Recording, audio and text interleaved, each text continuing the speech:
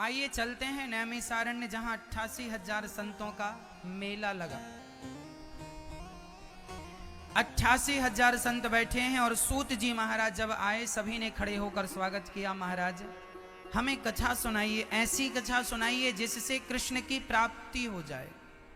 कृष्ण प्राप्ति करम शाश्वत साधनम तद्वदाधुना।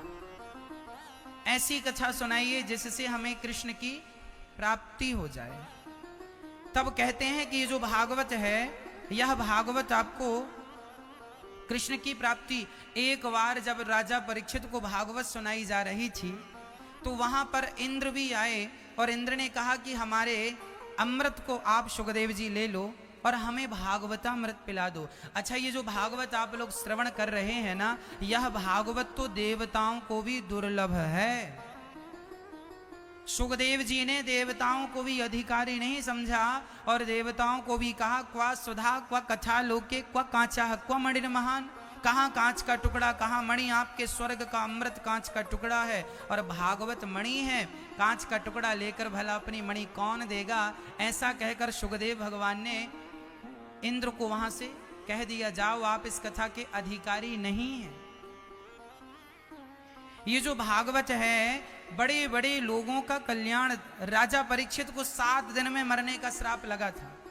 जिसे 7 दिन में मरना हो उसे क्या करना चाहिए। तब सुखदेव जी ने कहा, जो 7 दिन में ही अपना कल्याण करना चाहता है उसे केवल भागवत श्रवण करना चाहिए। भागवत ही कम समय में उसका उद्धार कर सकती हैं, दूसरा कोई साधन नहीं है। इसलिए हमें भागवत श्रवण करना चाहिए, करते रहना चाहिए। अभी 20 तारीख से वृंदावन में भागवत जी की पोथी पाठ बैठने वाली हैं।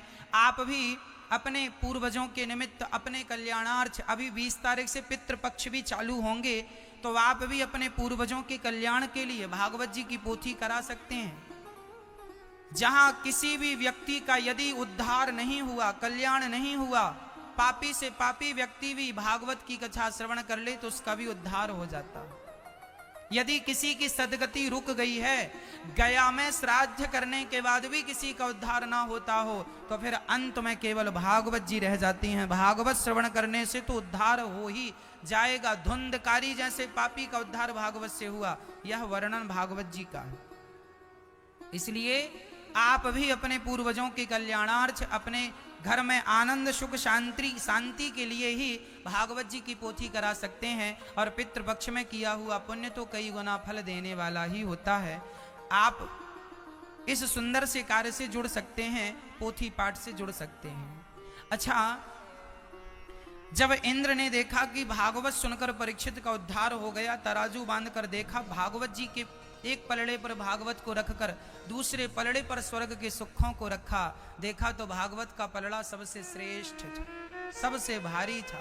भागवत जी का पलड़ा भारी था। भागवत से वजनदार कुछ नहीं है। भागवत से ही प्राणी मात्र की सदगति है। भागवत श्रवण करने से ही व्यक्ति की सदगति हो सकती है। इस कलिकाल में एक ही साधन, जब भगवान धरती छोड़कर जाने लगे तो भक्तों ने कहा, प्रभु हम आपके बिना कैसे रहेंगे। भगवान बोले, हम जा नहीं रहे। जहाँ जहाँ कथा होगी, जहाँ जहाँ भागवत होगी, वहाँ वहाँ मैं प्रकट होकर अपने भक्तों का दुख दूर करता रहूंगा। ये भागवत प्रत्यक्ष कृष्ण एव ही, प्रत्यक्ष भगवान का वांगमय स्वरूप है। हाँ, जैसे गुरुद्वारे में जब हम और आप जाते हैं तो देखते हैं गुरु ग्रंथ रखा हुआ है। वह ग्रंथ कौन है? वह ग्रंथ ही प्रत्यक्ष भगवान है। वह ग्रंथ कौन है? वह ग्रंथ ही प्रत्यक्ष ईश्वर है। वह नानक देव जी ही है, वह भगवान ही है। जैसे हमारे सिख भाई अपने ग्रंथ को ईश्वर मानते हैं, उसी प्रकार भागवत जी ही प्रत्यक्ष भगवान है, प्रत्यक्ष कृष्ण एव ही। यह भागवत जब हम श्रवण करते हैं 7 दिन की, तो हमारा कल्याण होता है। अक्षर ही ब्रह्म है। गीता का हर अक्षर कृष्ण स्वरूप है।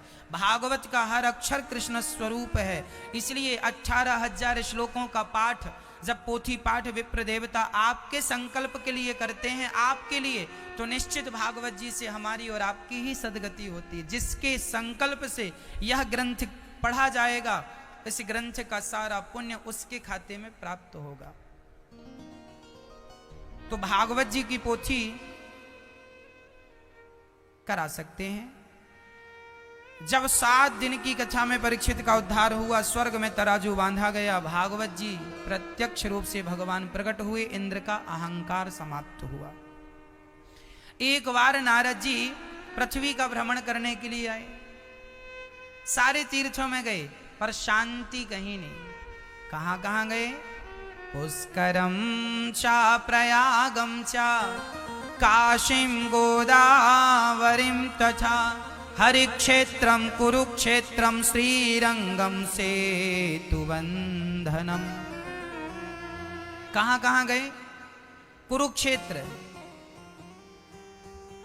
पुष्कर, प्रयाग, काशी, गोदावरी, हरिक्षेत्र, कुरुक्षेत्र, रंगनाथ, सेतुबंध, सारे तीर्थों में गए नारद जी, पर ना पश्यम कुत्र मिच्छरमा, मुझे शांति कहीं नहीं मिली। नारद जी कह रहे हैं शांति नहीं मिली। अच्छा, फिर शांति के लिए क्या किया? नारद जी शांति के लिए गृहस्थों के घर आ गए, साधुओं के घर गए, वहां भी शांति नहीं। अच्छा, नारद जी आप लोगों के घर आए, गृहस्थियों के घर। जब आपके घर आकर देखा तो आपके घर में तो अलग ही तमाशा चल रहा था। क्या चल रहा था? तरुणी प्रभुता गे शाल को बुद्धिदायक कन्या विक्रियणे लोभात दंपत्तीनां चकलकनम। आज घर में नई नई बहुओं की चल रही है। नारद जी ने कहा आज तो घर में नई नई बहुओं की चलती है, सासू माँ की कोई पूंछ ही नहीं है। अच्छा, आप लोगों की पूंछ है कि नहीं? मैया हनुमान जी की तो पूंछ थी, आप लोगों की है या नहीं? हाँ या ना? नहीं। अच्छा, आप लोग कहते हैं हमारी कोई पूंछ नहीं, और आपके घर में झगड़ा किस बात का है? पूंछ का। हमें पूछा नहीं। आज हर घर में इस पूंछ का झगड़ा है। सास कहती है बहू ने पूछा नहीं, तो बहू कहती है सास ने पूछा नहीं। एक सज्जन बोले महाराज हमारी तो पूरी भटिंडा में पूंछ है, कहीं भी पूछ लो। एक सज्जन बोले हमारी तो दिल्ली तक पूंछ है, लो।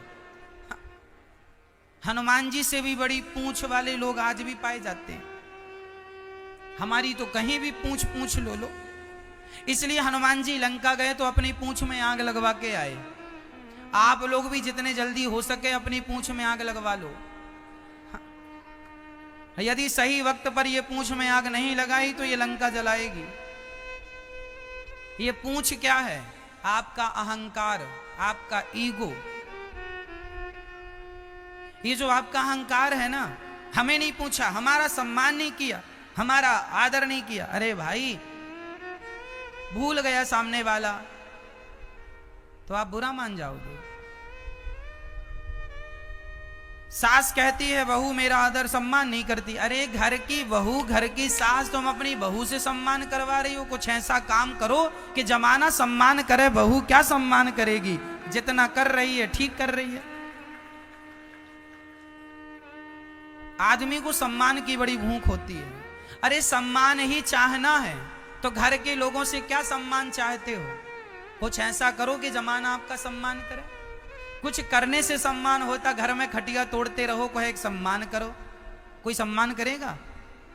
घर में ही पड़े हैं तो कहे सम्मान करो, करेगा कोई सम्मान? अरे सम्मान उनका होता है जो सम्मान के योग्य होते हैं।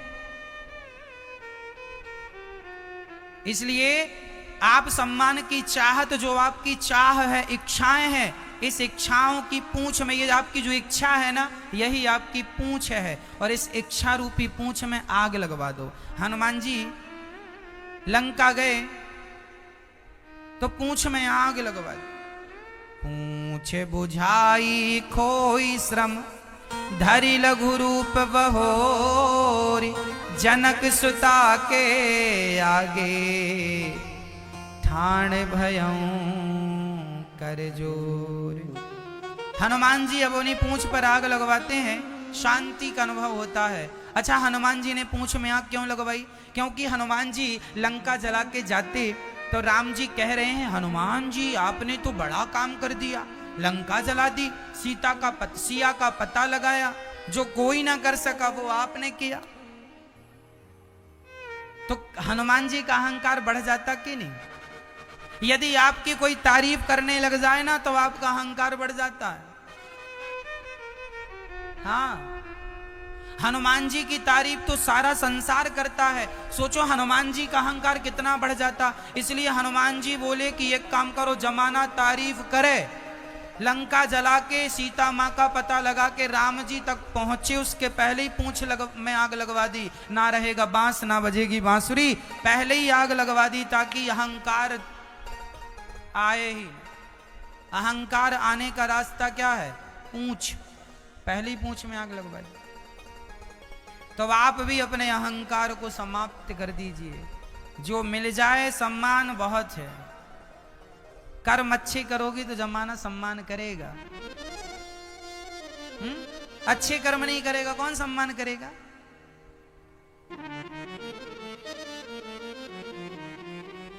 तो घर में आज झगड़ा चल रहा, सास बहू का झगड़ा। आपके यहां चलता कि नहीं सास बहू को झगड़ा? बठिंडा में सासें लड़ती हैं कि नहीं?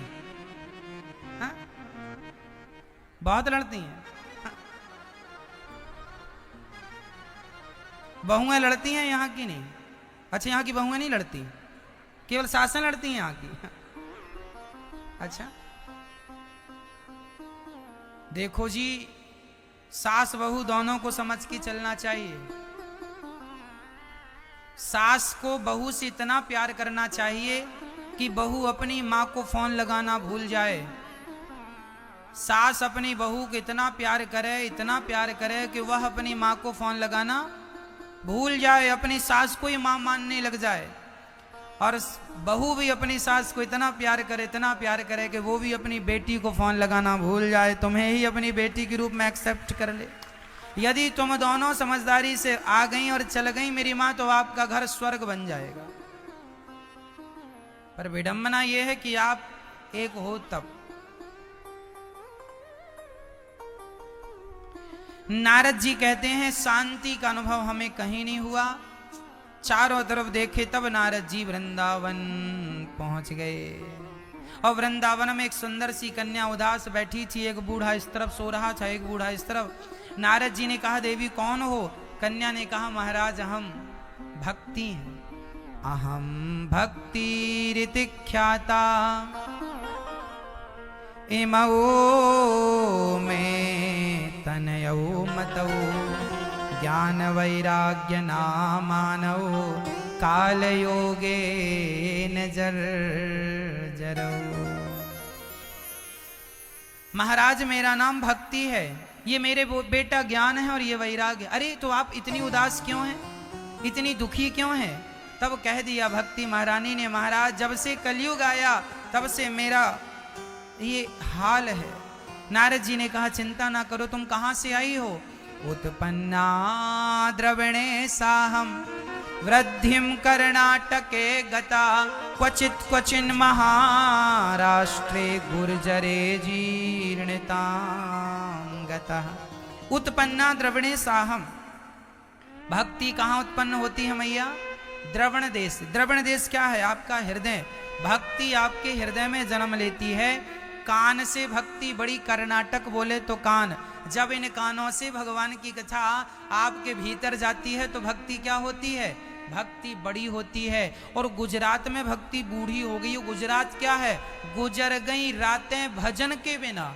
जो समय भजन के बिना चला गया वह समय बेकार चला गया। अच्छा, आपका समय भजन के बिना तो नहीं जाता, इसलिए सोने के पहले भगवान का चिंतन किया करो, काम करते रहा करो और नाम जपते रहा करो। श्रीमन्नारायण चरणौ शरणं प्रपद्ये, श्रीमते नारायणाय नमः। श्रीमन्नारायण बोलो, श्रीमन्नारायण बोलो, जय श्रीमन्नारायण, जय श्रीमन्नारायण, जय श्रीमन्नारायण। काम करते रहा करो और कृष्ण कृष्ण राम राम सीता राम राधे श्याम और श्रीमन नारायण का जाप करते रहा करो। चलते फिरते काम करते हुए भगवान का स्मरण करते रहो। जो समय भगवान में लगा वही समय है, बाकी सब बेकार है।